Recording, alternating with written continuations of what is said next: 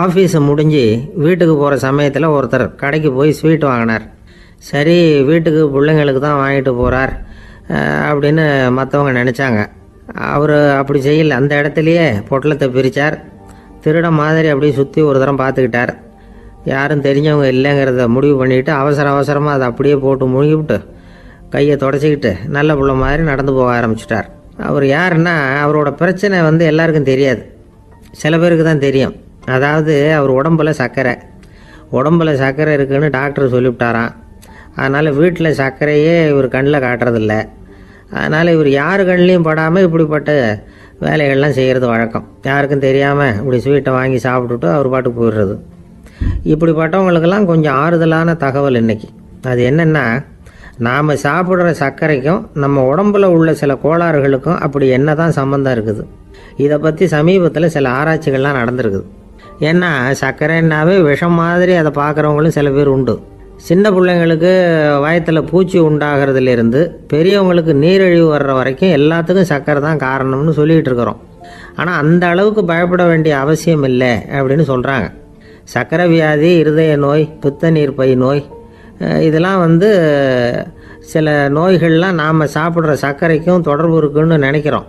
ஆனால் அப்படி சம்பந்தம் உண்டுங்கிறதுக்கு போதுமான அளவுக்கு ஆதாரம் இல்லை அப்படிங்கிறாங்க ஆராய்ச்சியாளர்கள். ஒரே ஒரு சம்பந்தம் தான் உறுதியாக இருக்குதான். அதுவும் இந்த பல் சிதைவு அப்படின்னு இருக்கு இல்லையா, அந்த சர்க்கரை சாப்பிட்றதுக்கும் இந்த பல் சிதைவுக்கும் சம்பந்தம் இருக்குது அப்படிங்கிறத மட்டும் உறுதியாக சொல்கிறாங்க. சர்க்கரைன்னா நாம் சாப்பிட்ற ஜீனி மட்டும் இல்லை, பழம், காய்கறி, பால், தேன், இப்படி எல்லாத்துலேயும் அது இருக்குது. கேரட்டு கொடுக்குற சத்தில் 88% சர்க்கரை, ஆப்பிள் கொடுக்குற சக்தியில் 95% சர்க்கரை. இது ஜீனி சர்க்கரை, இது ஆப்பிள் சர்க்கரை அப்படிங்கிற வித்தியாசம்லாம் உடம்புக்கு கிடையாது. ரெண்டுமே உடனடியாக சக்தி கொடுக்குது. ஒரு ஸ்பூன் சர்க்கரையில் 16 கலோரி தான் சத்து இருக்குது. அதிகமாக சர்க்கரை சாப்பிட்டா நீரிழிவு வந்துருங்கிறது தப்பான ஒரு அபிப்பிராயம். டயபெட்டிஸுங்கிறது ஒரு மெட்டபாலிக் டிசார்டர், அவ்வளவுதான். அதாவது நாம் சாப்பிட்ற சர்க்கரையை நம்ம உடம்பு திறமையாக உபயோகப்படுத்திக்க முடியல அப்படின்னு அர்த்தம்.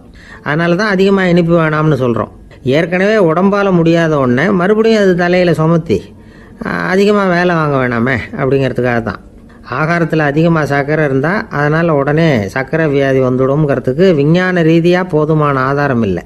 அதனால் எப்போவாவது அதிகமாக ஸ்வீட்டு சாப்பிட்டுட்டா ஐயோ அதிகமாக சாப்பிட்டோமோ, என்ன பண்ண போதோ தெரியலையே அப்படின்னு நினச்சி மனசை போட்டு குழப்பிக்க வேண்டியதில்லை. பொதுவாக எதுவுமே அதிகமாக வேண்டாம், எல்லாம் சீராக இருந்தால் போதும். நீரிழிவுங்கிறது புதுசாக வந்துட்ட ஒரு நோய் இல்லை, ரொம்ப காலமாகவே இருக்கிற ஒன்று தான். நம்ம முன்னோர்கள் இதை மதுமேகம் அப்படின்னு சொல்லுவாங்க. அதை கட்டுப்படுத்துறதுக்கு அவங்களே சில வழிமுறையை சொல்லி வச்சுருக்கிறாங்க.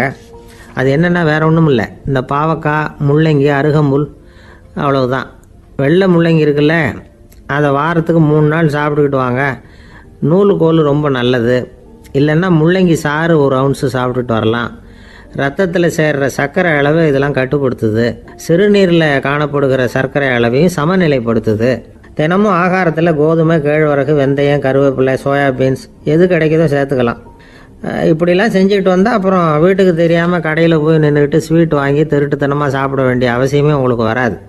2 ஆசாமிகள் கடற்கரையில் உட்காந்து சாவகாசமாக பேசிக்கிட்டு இருந்தாங்களாம். ஒருத்தர் சொன்னார், இன்னொருத்தருக்கு தெரியாமல் ஸ்வீட்டு சாப்பிட்றதே எப்பவும் இடைஞ்சல் தான் சார். நேற்றுக்கு பாருங்கள், அப்படி தான் சாப்பிட்டுக்கிட்டு இருந்தேன், வீட்டுக்காரி கண்ணில் போட்டுவிட்டுது, அதுக்கப்புறம் ஒரே ரகலையாக போச்சு அப்படின்னாரா. எனக்கு கூட அப்படி தான் சார் ஆகிட்டுது, ஒரே ரகலை அப்படின்னாரா இன்னொருத்தர். நீங்கள் சாப்பிட்டதும் உங்கள் வீட்டுக்காரங்க கண்ணில் போட்டுவிட்டுதா சார் அப்படின்னு கேட்டிருக்காரு இவர். அதுக்கு அவர் சொன்னாராம், அப்படி இல்லை சார், கடைக்காரர் கண்ணில் போட்டுவிட்டுதோ, நான் அவருக்கு தெரியாமல் அந்த ஸ்வீட்டை அவர் கடையிலேருந்து எடுத்திருந்தேன் அப்படின்னு விளக்கம் கொடுத்தாராம் இந்த ஆள். ஒருத்தர் முகத்தை தொங்க போட்டுக்கிட்டு ஒரு மாதிரியாக வந்தார். என்ன விஷயம்னு விசாரித்தேன். என்னுடைய நண்பன் ஒருத்தங்கிட்ட கருத்து வேறுபாடு, இனிமேல் நமக்குள்ளே எந்த சம்மந்தமும் வேணாம்னு நட்பை முறிச்சிட்டு வந்துட்டேன்னா. நண்பர்கள்னு இருந்தால் கருத்து வேறுபாடு வரத்தான் செய்யும்னு. கருத்து வேறுபாடு வராமல் இருக்கிறதுக்கு ஏதாவது வழி உண்டா அப்படின்னு கேட்டாங்க. அதை பற்றி நிபுணர்கள் சில யோசனைகளை சொல்லியிருக்கிறாங்கன்னு. முதல் விஷயம் என்னென்னா, உங்கள் நண்பனுக்கு ஒரு செய்தி சொல்லணும்னா அதை நீங்களே நேரடியாக சொல்லுங்கள், அல்லது உங்கள் கைப்பட கடிதம் எழுதுங்க.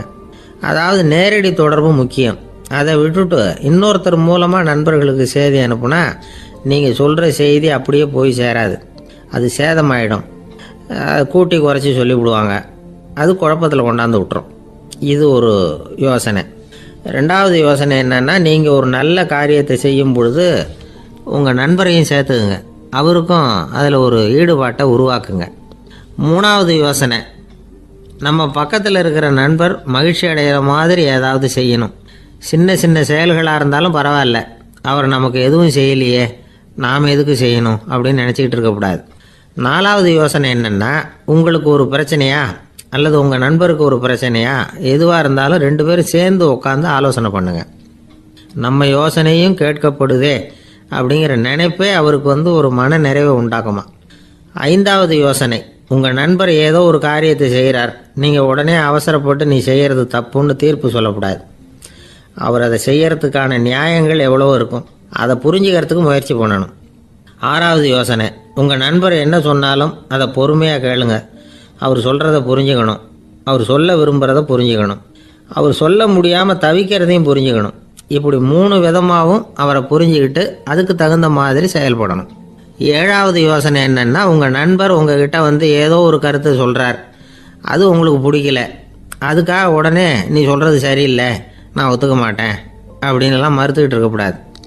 அவர் சொல்கிறத கேட்கணும், பொறுமையாக சிந்திக்கணும், அதுக்கப்புறம் பதில் சொல்லணும். இப்படிலாம் நடந்துக்கிட்டால் நண்பர்களுக்குள்ள கருத்து வேறுபாடு வர்றதுக்கு வாய்ப்பே இருக்காது அப்படின்னு வல்லுநர்கள் தொகுத்து சொல்லியிருக்கிறாங்க இந்த யோசனைகளை. எனக்கு தெரிஞ்ச சில நண்பர்கள் உண்டு, அவங்களுக்குள்ளேயும் கருத்து வேறுபாடுகள் வராமல் இருக்கிறதுக்கு சில நுட்பங்களை கையாளுறது உண்டு.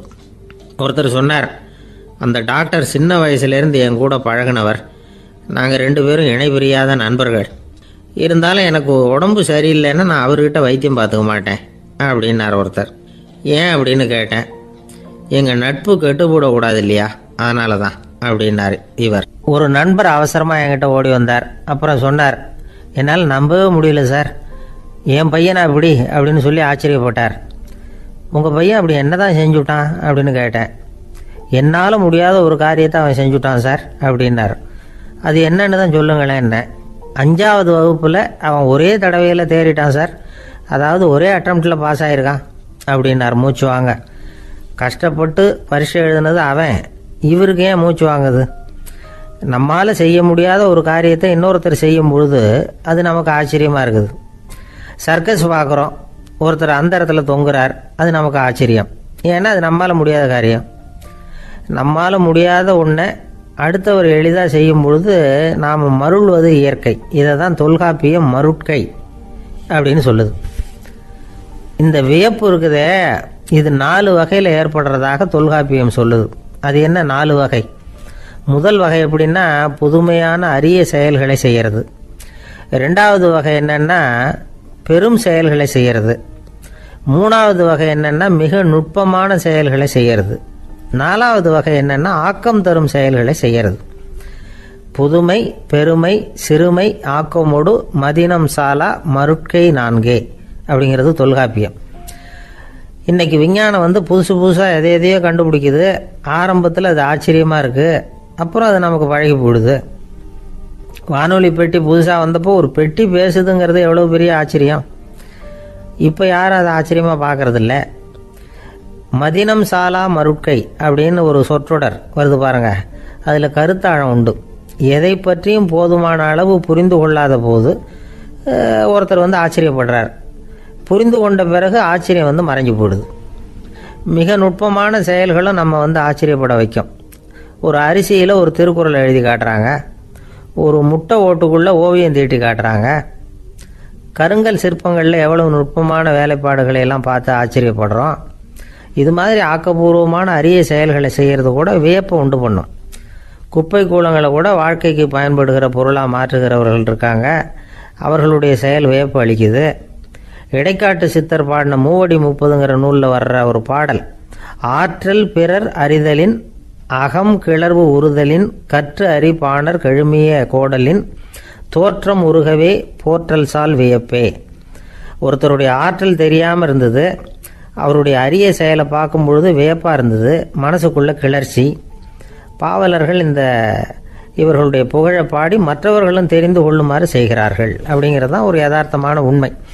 ஆக எல்லா வகையிலும் மக்கள் தங்களுடைய வாழ்க்கையில் முன்னேறுவதற்கான வழிகாட்டுகிற ஒரு மெய்ப்பாடு தான் வியப்புங்கிறது. இந்த காலத்தில் நம்ம எப்படி எப்படியெல்லாம் ஆச்சரியப்பட வைக்கிறாங்க. ஒரு ஆளை பிடிச்சி ஜெயிலில் கொண்டு வந்தாங்க. ஜெயில் அதிகாரி அவனை ரொம்ப ஆச்சரியமாக பார்த்தாரான். இவன் கேட்டான், ஏன் சார் அப்படி பார்க்குறீங்க, நான் இப்போ இங்கே வர்றது உங்களுக்கு ஆச்சரியமாக இருக்குதா அப்படின்னு கேட்டிருக்கான்.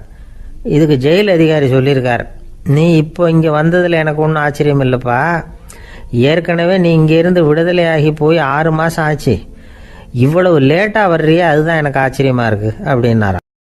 ஒரு சீன தேசத்து அரசர் இருந்தார். அவருக்கு வயசாயிட்டுது. அவருக்கு அடுத்தபடியாக அவருடைய புள்ள பட்டத்துக்கு வரணும், ஆட்சி பொறுப்பை ஏற்றுக்கணும். ஒரு நல்ல தலைவனுக்கு இருக்க வேண்டிய பண்புகள்லாம் தன்னுடைய மகனுக்கு இருக்கணும்னு விரும்பினார் அந்த அரசர். அதனால் இளவரசனை பக்கத்தில் இருந்த ஒரு குரு கிட்ட அனுப்புனார். இளவரசன் அவர்கிட்ட போய் சேர்ந்தான். அந்த குரு என்ன பண்ணார் தெரியுமா, இவனை பார்த்து சொன்னார், இதை பாருப்பா, நீ என்ன பண்ணுற, இப்போவே பக்கத்தில் இருக்கிற காட்டுக்கு போ, நடுக்காட்டில் போய் ஒரு இடத்துல உட்காந்துக்கோ, அங்கே என்னென்ன சத்தம்லாம் உன் காதில் விழுதுன்னு கவனித்து கேளு, உன் காதில் விழுந்த ஓசைகள் என்னென்னங்கிறத என்கிட்ட சொல்லு, அதுதான் எனக்கு தெரியணும், உனக்கு வேலையும் அதுதான் அப்படின்னு சொல்லி அனுப்பி வச்சுட்டார். இளவரசன் காட்டுக்கு போனான். குரு சொன்னபடியே ஒரு இடத்துல உட்காந்து கவனித்து கேட்டான். அதுக்கப்புறம் குருக்கிட்ட திரும்பி வந்தான். என்னென்ன சத்தம்லாம் கேட்ட அப்படின்னு கேட்டார் குரு. குருவே, காட்டில் நான் பறவைகள் சத்தம்லாம் கேட்டேன், மிருகங்களின் ஓசையையும் கேட்டேன், இதை தவிர இடி மின்னல் மழை இதுகளோட சத்தத்தையும் கேட்டேன் அப்படின்னா.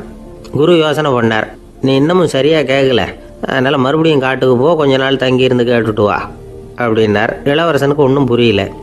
இருந்தாலும் குருவின் கட்டளையாச்சே, மறுக்க முடியுமா? உடனே அவன் மறுபடியும் காட்டுக்கு போனான். ஒரு இடத்துல உட்காந்தான். கொஞ்ச நேரம் உன்னிப்பாக கவனித்து கேட்டான். சில நாள் கழித்து குருக்கிட்ட திரும்பி வந்தான். குருவே, இந்த தடவை சில துல்லியமான சத்தங்களை எல்லாம் கேட்டான். தேனி பறக்கிற சத்தம், நீரோடையின் மெல்லிய ஓசை, இதெல்லாம் கேட்டேன்னா. குரு சிரித்தார். நீ மறுபடியும் காட்டுக்கு போ, இன்னும் சில நாள் அங்கே இரு, முழுமையாக கவனமாக கேட்டுக்கிட்டு வா அப்படின்னு சொல்லி அனுப்பி வச்சுட்டார். இளவரசனுக்கு குழப்பம் அதிகமாகிட்டுது. ஒன்றுமே புரியல. மறுபடியும் காட்டுக்கு போனான். மௌனமாக ஒரு இடத்துல உட்காந்துட்டான். அப்படியே தியானத்தில் ஆழ்ந்துட்டான். சில நாளில் அவனுக்கு இதுவரை கேட்காத ஓசைகள்லாம் கேட்க ஆரம்பிச்சிட்டுது. இதைத்தான் நான் கேட்கணும்னு என்னுடைய குரு எதிர்பார்த்துருக்கிறாருங்கிறத புரிஞ்சுக்கிட்டான். உடனே குரு கிட்ட ஓடனான். குருவே, இந்த தடவை காதுகளுக்கு கேட்க முடியாத சில ஓசைகளை கூட என்னால் உணர முடிஞ்சுது. பூ மலருகிற ஓசை, சூரியனால் பூமி சூடாகிறப்போ எழுகிற ஓசை, காலை பனித்துளி இந்த புல்லுலாம் குடிக்கிற ஓசை, இது எல்லாம் என்னால் நல்லா கேட்க முடிஞ்சுது அப்படின்னா. குருவுக்கு இப்போ தான் திருப்தி ஏற்பட்டு தான். இளவரசனை பார்த்து சொன்னார், இதை பாருப்பா, இப்போ தான் நாட்டை ஆளுகிற தகுதி உனக்கு வந்திருக்குது அப்படின்னு சொல்லி அதுக்கு விளக்கமும் கொடுத்தாராம். எந்த அரசன் தன்னுடைய மக்களின் இதயம் பேசுகிற மௌன மொழியை, மௌன வார்த்தைகளை கேட்குறானோ அவன்தான் ஆள தகுதி உள்ளவன். எந்த அரசன் தன்னுடைய மக்களின் உணர்ச்சிகளை உண்மையாக உணர்றானோ அவன்தான் முதன்மையான அரசன். போலி வார்த்தைகளை மட்டும் கேட்டுட்டு பல மௌன ராகங்களை காதில் வாங்கிக்காதவன் அரசனே இல்லை. எந்த நாட்டில் எப்போ ஒரு அரசன் தன்னுடைய மக்களின் உணர்ச்சிகளை கேட்க மறுக்கிறானோ அன்னையிலேருந்தே அந்த நாடு அழிய தொடங்குது அப்படின்னு அர்த்தம். இதுதான் அந்த குரு இளவரசனுக்கு போதிச்சது. வாயால் பேசுகிறத மட்டும் கேட்டு ஏமாறக்கூடாது, உணர்ச்சிகளையும் கேட்கறதுல தான் மனப்பக்குவம் உண்டாகும். மக்கள் உணர்ச்சிகளை புரிந்து கொள்ளாத அரசர்கள் நீடிச்சிருக்க முடியாது. அது மாதிரி நாடுகளில் அடிக்கடி குழப்பம் தான் உண்டாகும். அப்படி இருந்தால் அடிக்கடி ஆட்சி மாறிக்கிட்டு இருக்கும். அப்படிப்பட்ட ஒரு தேசம், அங்கே ஒரு சிறைச்சாலையில் 3 கைதிகள் பேசிக்கிட்டு இருந்தாங்க. ஒருத்தன் சொன்னான், நான் இந்த நாட்டு ராஜாவை எதிர்த்து பேசிக்கிட்டு இருந்தேன், அதனால் என்னை பிடிச்சி கொண்டாந்து இங்கே போட்டுட்டாங்க அப்படின்னா ஒருத்தன். இன்னொருத்தன் சொன்னான், நான் இந்த நாட்டு ராஜாவை ஆதரித்து பேசிக்கிட்டு இருந்தேன், அதனால் என்னை பிடிச்சி கொண்டாந்து இங்கே தள்ளிவிட்டாங்க அப்படின்னா. அது சரி, நீ என்ன தப்பு பண்ண அப்படின்னு சொல்லி 3வது ஆளை பார்த்து இவங்க கேட்டாங்க. அதுக்கு அந்த ஆள் சொல்கிறான், நான் தான் இந்த நாட்டு ராஜா அப்படின்னானா. ஒருத்தன் எப்படி நடந்துக்கிறாங்கிறத வச்சு தான் அந்த ஆள் எப்படிங்கிறத நாம் முடிவு பண்ணுறோம். ஆளுமைன்னு சொல்கிறோம்ல, அதுக்கு சூழ்நிலைகளை ஆளுகின்ற தன்மை அப்படின்னு விளக்கம் கொடுக்குறார் ஒரு உளவியல் நிபுணர். சரி, ஒரு மனிதனுடைய ஆளுமையை உருவாக்குகிற விஷயங்கள் என்னென்ன? பிறப்பு, வளர்க்கப்பட்ட விதம், படிப்பு, நண்பர்கள், சமுதாயம், இப்படி நிறைய உண்டு. ஆளுமையின் அடிப்படையில் சில மனநோய்கள் உண்டாகுது. அதெல்லாம் என்னென்னங்கிறத தெரிஞ்சு வச்சுக்கிட்டோம்னா நம்ம கூட இருக்கிறவங்கள அடையாளம் கண்டுபிடிக்கிறதுக்கு அது ரொம்ப உபயோகமாக இருக்கும். ஃப்ரெனாய்டு ஆளுமை அப்படின்னு ஒன்று. இந்த கோளாறு உள்ளவங்க எப்படி இருப்பாங்க தெரியுமா? அதிக உணர்ச்சி, சந்தேகம், பொறாமை இதெல்லாம் அதிகமாக இருக்கும். வளைஞ்சு கொடுக்க மாட்டாங்க. அடுத்தவங்களோட இணக்கமான உறவு இருக்காது. அவங்க செய்கிற தப்புக்கெல்லாம் அடுத்தவங்களை வந்து குறை சொல்லிகிட்டு இருப்பாங்க. இது ஒரு ரகம். அடுத்தது ஸ்கிசாய்டு ஆளுமை அப்படின்னு சொல்கிறாங்க. இந்த கோளாறு உள்ளவங்க அடுத்தவங்களோட பழக கூச்சப்படுவாங்க. சின்ன வயசுலேயே இது ஆரம்பமாயிடுது. பகல் கனவுலேயே சஞ்சரிப்பாங்க. அவங்களுடைய விரோதம், கோபம் இதை கூட வெளியில் காட்டிக்க முடியாமல் இருப்பாங்க. இவங்களுக்கு அகமுகம், பிரச்சனைகள்லேருந்து ஒதுங்கி எதுலேயும் ஈடுபாடு இல்லாதவங்களாக இருப்பாங்க. இப்படி ஒரு ரகம். அடுத்தது சைக்ளோதமிக் ஆளுமை அப்படின்னு சொல்கிறாங்க. அது என்னென்னா உணர்ச்சிகளில் ஏற்றத்தாழ்வு அதிகமாக இருக்குமா. சில சமயம் பார்த்தா மகிழ்ச்சியாக இருப்பாங்க, சில சமயம் சோகமாக உட்காந்துருப்பாங்க. அவங்க மனநிலைக்கு தகுந்த மாதிரி சமூக நிகழ்ச்சிகளில் பங்கெடுத்துக்குவாங்க.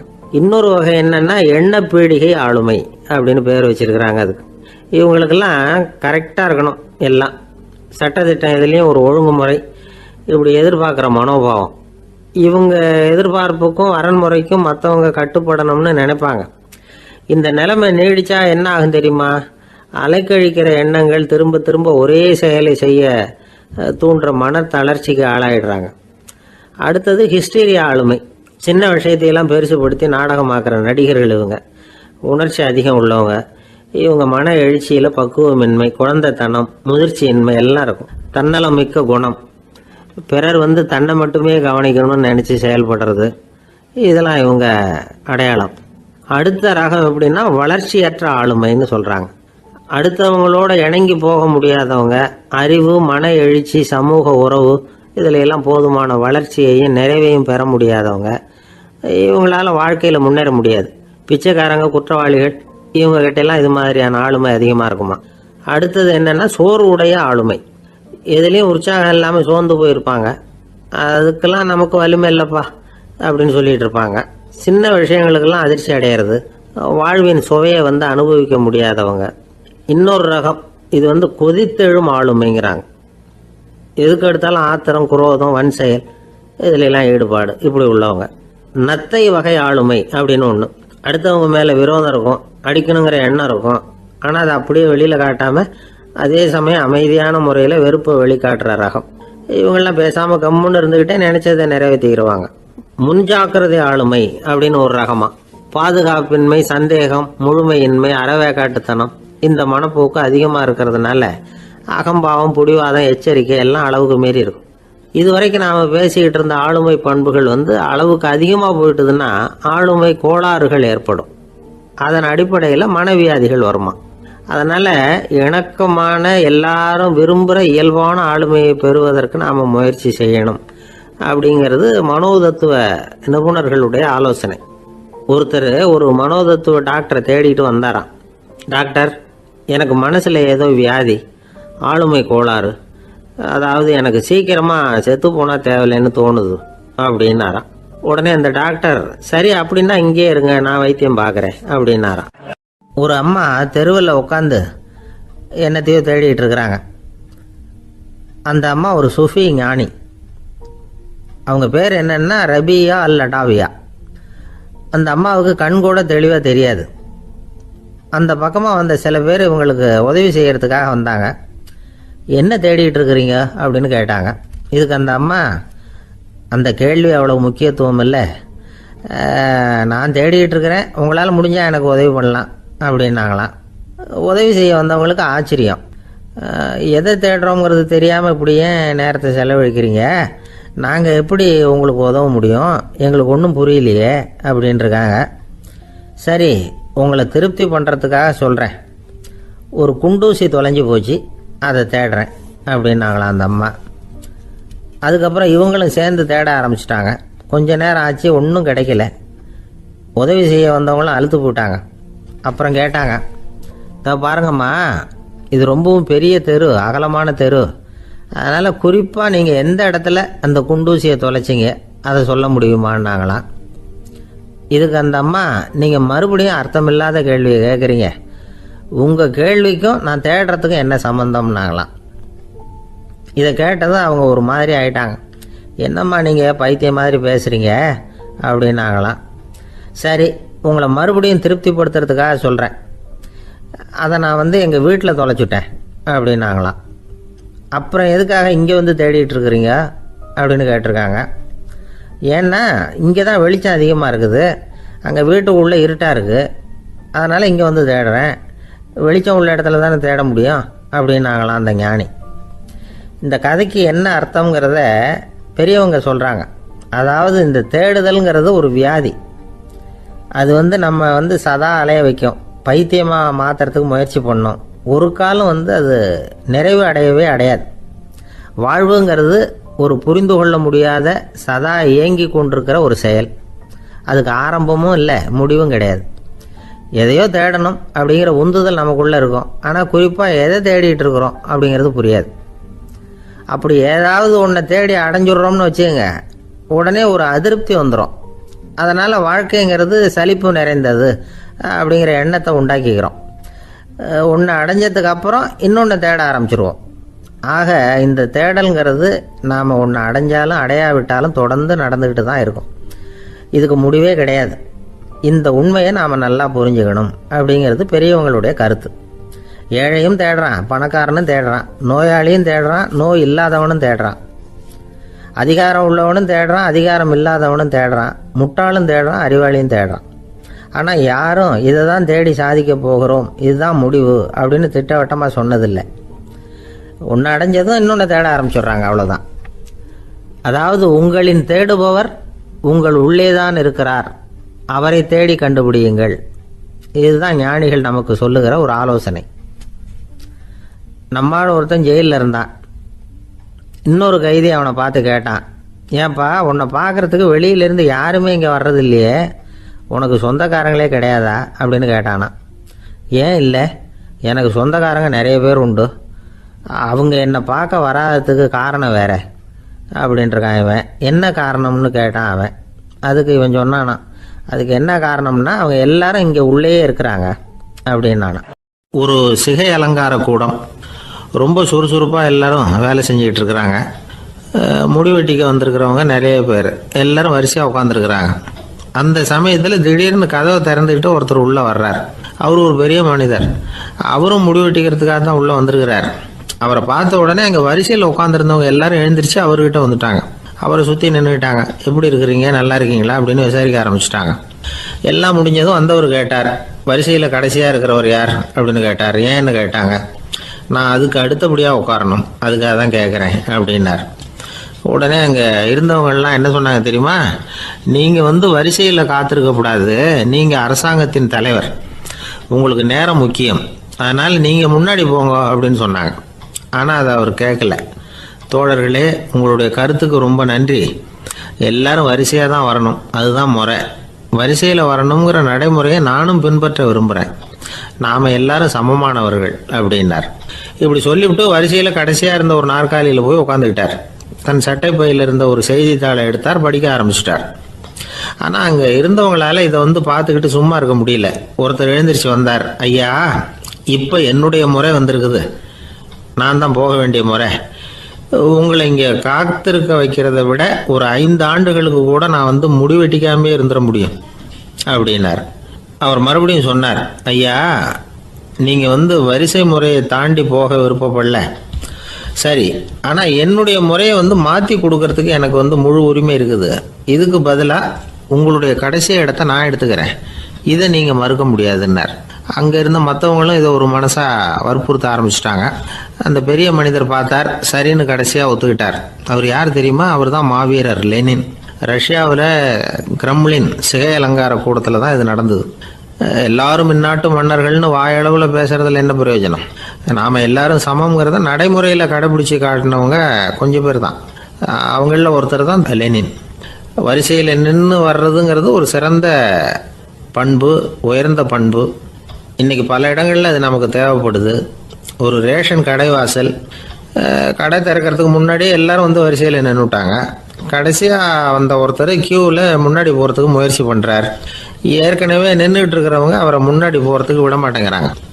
கடைசியாக போய் நில்லையா அப்படின்னு எல்லாரும் கத்துறாங்க. அது அவர் காதில் வாங்கலை, முண்டி அடிச்சுக்கிட்டு முன்னாடி போகிறதுக்கே முயற்சி பண்ணிகிட்டு இருக்கிறார். எல்லாரும் சேர்ந்து அவரை வலுக்கட்டாயமாக இழுத்து கொண்டாந்து பின்னாடி கொண்டு போய் நிறுத்திவிட்டு சொன்னாங்க, அதை பாருப்பா, நாங்கள் இருக்கிற வரைக்கும் நீங்கள் முன்னாடி போய் எதையும் வாங்க முடியாது, தெரிஞ்சுக்கோ அப்படின்னாங்க. இப்போ அந்த ஆள் சொன்னாராம், நான் இங்கே பின்னாடி நிற்கிற வரைக்கும் நீங்களும் எதுவும் வாங்க முடியாது அப்படின்னாராம். ஏன்னு கேட்டிருக்கிறாங்க. நான் தான் அந்த கடையை திறக்க வேண்டிய ஆள் அப்படின்னா. ஒரு மனுஷனுக்கு 3 விதத்தில் கர்வம் உண்டாகிறதுக்கு வாய்ப்பு உண்டு. பணம், பதவி, புகழ். பணம் அதிகமாக வந்தால் கர்வம் வரலாம், பதவி பெருசாக வந்துட்டுதுன்னா கர்வம் வரலாம், புகழ் அதிகமாக போனாலும் கர்வம் வரலாம். இந்த 3 வகையான கர்வத்துக்கும் இடம் கொடுக்காமல் இருக்கிறாங்க பாருங்கள், அவங்க தான் சிறந்த மனிதர்கள். ஒரு பெரிய பொறுப்பில் இருக்கிறவங்களுக்கு கர்வம் வந்துடக்கூடாது. அப்படி வந்துட்டுதுன்னா அது எல்லாருக்கும் இடைஞ்சல். ஒரு ராஜா இருந்தார். அவர் ஒரு நாள் தன்னுடைய தலைநகரத்தை சுற்றி வந்துக்கிட்டு இருந்தார். ஒரு இடத்துல ஒரு அழகான நிலத்தை பார்த்தார். ஆஹா, இந்த இடத்துல நமக்குன்னு ஒரு மாளிகையை கட்டினா எவ்வளோ நல்லா இருக்கும் அப்படின்னு நினச்சார். ராஜா நினச்சா அது முடியாத காரியமா? சரி, இந்த நிலம் யாருக்கு சொந்தம்னு விசாரிங்க அப்படின்னார் பக்கத்தில் இருந்தவங்கக்கிட்ட. அவங்கெல்லாம் ஓடி போய் விசாரித்தாங்க. அந்த இடம் ஒரு வயசான கிழவிக்கு சொந்தம், வயசான அம்மாவுக்கு சொந்தமாக. அந்த அம்மா தான் அதில் ஒரு குடிசையை போட்டு குடியிருந்துக்கிட்டு இருக்கிறாங்க. சரி, அந்த நிலத்துக்கு ஒரு விலையை நிர்ணயம் பண்ணி அதை அந்த வயசான அம்மா கிட்ட கொடுத்துருங்கோ அப்படின்னு உத்தரவு போட்டார் ராஜா. ஆனால் அந்த அம்மா இது எங்கள் பூர்வீக இடம், இதை விற்க மாட்டேன் அப்படின்னு சொல்லிவிட்டுது. சரி, 2 பங்கு விலை கொடுக்குறோம்னு சொல்லி பாருங்க அப்படின்னாங்க. அப்படியே சொன்னாங்க அரண்மனை ஆட்கள். அதுக்கும் சம்மதிக்கலை அந்த அம்மா. இதை கேள்விப்பட்டதும் ராஜாவுக்கு கோபம் வந்துட்டுது. தன்னுடைய ஆளுங்களை கூப்பிட்டார். போய் அந்த குடிசையை பிரித்து எறிங்க, காசெல்லாம் ஒன்றும் கொடுக்காதீங்க அப்படின்னு கத்தினார். அவ்வளோதான். அடுத்த நிமிஷம் அரண்மனை ஆசாமிகள் போனாங்க, குடிசையை பிரித்து எரிஞ்சாங்க. அந்த வயசான அம்மா இருக்குது, அதுவும் அந்த இடத்த விட்டு துரத்தி விட்டாங்க. அந்த இடத்துல ஒரு அரச மாளிகையை கட்டி முடிச்சிட்டாங்க. அந்த வயசான அம்மா பாவம், ராஜாவே இப்படி பண்ணால் யாருக்கிட்ட போய் முறையிட முடியும்? ஒரு ஞானி இருந்தார், அவர்கிட்ட போய் சொன்னாங்க. அவர் இவங்க சொன்னதை கேட்டு மனசில் வச்சுக்கிட்டார். ஒரு நாள் அந்த ராஜாவே இந்த ஞானியை கூப்பிட்டார். புதுசாக ஒரு மாளிகை கட்டியிருக்கிறேன், வந்து பாருங்கன்னு. சரின்னு சொல்லி இந்த பெரியவர் ஒரு நாள் அந்த மாளிகைக்கு போனார். சும்மா போகல, ஒரு கழுதையையும் ஓட்டிகிட்டு போனார். கொஞ்சம் சாக்குகள், வெத்து சாக்கு, அதையும் எடுத்து கழுதை முதுகில் போட்டு கழுதையை ஓட்டிகிட்டு போகிறார். ராஜா பார்த்தார். அவருக்கு இது ஆச்சரியமாக இருந்தது. என்ன இது, மாளிகைக்கு வந்துட்டு போங்கன்னு கூப்பிட்டா கழுதை, சாக்கு இதெல்லாம் கொண்டு வராரு, ஒன்றும் புரியலையேன்னு நினச்சார். எதுக்காக இதெல்லாம்னு கேட்டார். அரசருடைய தோட்டத்திலேருந்து கொஞ்சம் மண் எடுத்துகிட்டு போகிறதுக்கு ஆசைப்பட்றேன், அதுக்கு நீங்கள் அனுமதி கொடுக்கணும் அப்படின்னாரு இவர். இது என்ன வேடிக்கையான கோரிக்கையாக இருக்குது அப்படின்னு நினச்சார் ராஜா. இருந்தாலும் மண் தானே கேட்குறாரு, எடுத்துகிட்டு போகட்டுமே அப்படின்னு நினச்சார். சரின்னு அனுமதி கொடுத்தார். அந்த பெரியவர் தோட்டத்துக்கு போனார், மண்ணை வெட்டினார், சாக்கில் போட்டு நிரப்புனார். ராஜாவை கொஞ்சம் கிட்ட வாங்கன்னு கூப்பிட்டார். இந்த மண் மூட்டையை தூக்கி கழுதையோட முதுகில் வைக்கணும், கொஞ்சம் உதவி பண்ணுங்கன்னார். ஓ, பண்ணுறேனே அப்படின்னு சொல்லி ராஜா கிட்ட போனார். மூட்டையை தூக்கி பார்க்குறாரு, முடியல, திணறி போயிட்டார். இப்போ அந்த ஞானி பேசினாராம். அரசே, இந்த ஒரு சாக்கு மண்ணையே உங்களால் தூக்க முடியல, அந்த கிழவிகிட்ட இருந்து அந்த அக்கிரமமாக அபகரித்த இந்த தோட்டம் பூராவையும் சுமக்கணும்னு ஆசைப்படுறீங்களே, அது உங்களால் முடியுமா அப்படின்னு கேட்டாராம். ராஜா யோசனை பண்ண ஆரம்பித்தார். தன்னுடைய செயலுக்காக வருத்தப்பட்டாராம்.